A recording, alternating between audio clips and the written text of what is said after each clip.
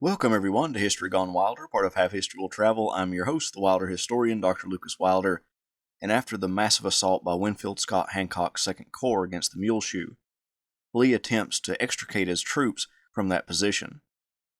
If you like what I do, please consider subscribing to the channel if you haven't done so already, join the Patreon page, and purchase something from the Teespring store or Etsy shop. Every little bit helps. Thank you.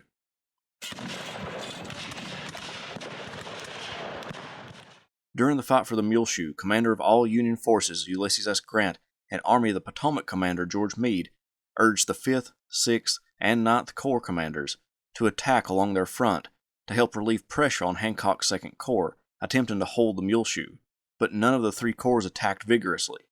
Governor K. Warren's poor performance caused Grant to seek a replacement for the corps commander, but Meade intervened and asked Grant not to replace Warren. Ambrose Burnside and his 9th Corps' weak attacks on the morning of May 12th didn't relieve the pressure on Hancock's front, and now that Hancock's men were now in a stalemate outside the Confederate fortifications, something needed to break that stalemate. The Union and Confederate soldiers could touch rifles, they were so close, and individuals would jump up and fire into the other's works at point-blank range, then dive back into their entrenchments to load their rifles again. To break the stalemate, Grant wanted the battle to shift further east along Burnside's front.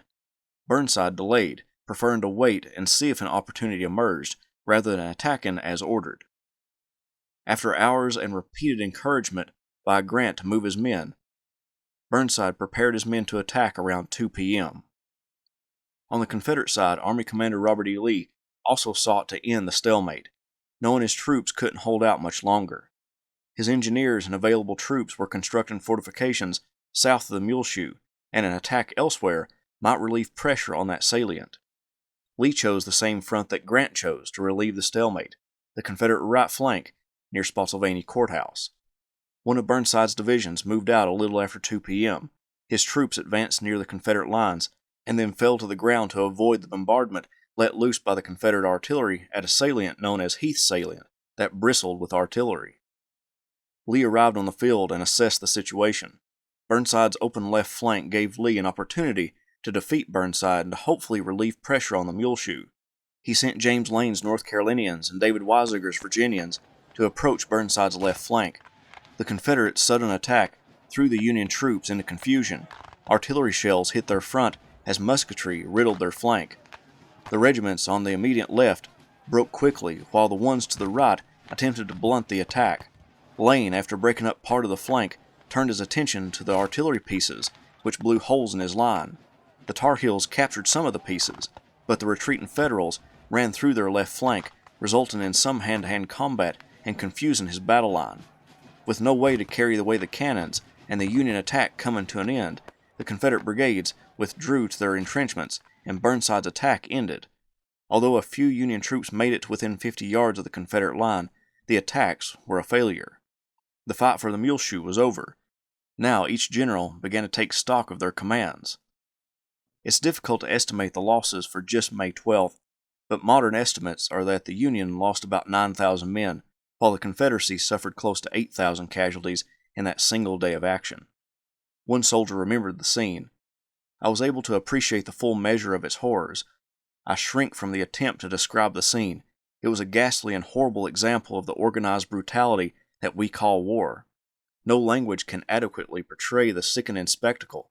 Imagine, if you can, a line of entrenchments 400 yards in length, a solid wall of timber and earth forming its front, with traverses extending at short intervals to the rear, forming 8 or 10 pen-like enclosures, half filled with dead and dying men. They lay in piles, sometimes 5 men deep. Often the dead were lying upon the mortally wounded, who groaned in their death agony and begged for water and prayed for death. Bodies hung from the works in every form of mangling. Blood and mangling were everywhere, and the sickening stench of the battlefield was over it all. Ulysses S. Grant quickly went back on his promise to allow Meade to direct the campaign.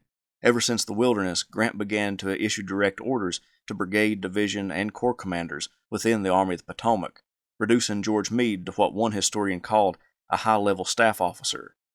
Out of the 4 corps commanders under Grant, Sedgwick had been killed, replaced with Horatio Wright, who had yet to prove himself at a corps-level command.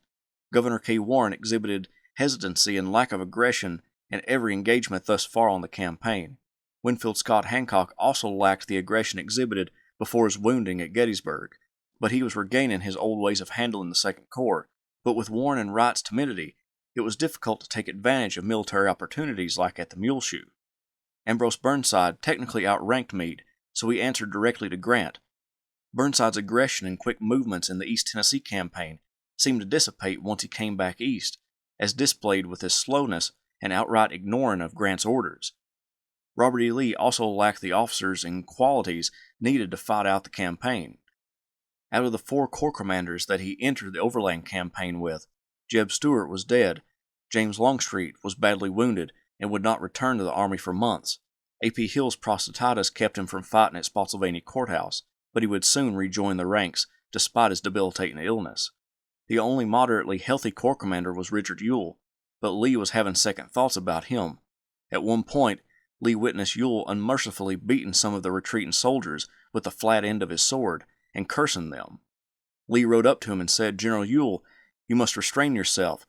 How can you expect to control these men when you have lost control of yourself? If you cannot repress your excitement, you had better retire."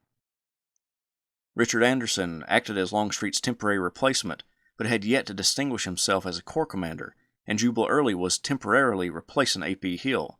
Lee trusted Early as a division commander, but was still gauging his ability as a corps commander. Not only had Lee lost corps commanders, he had lost 13 brigade commanders thus far and a division commander. It was becoming difficult to find adequate replacements for the lost commanders.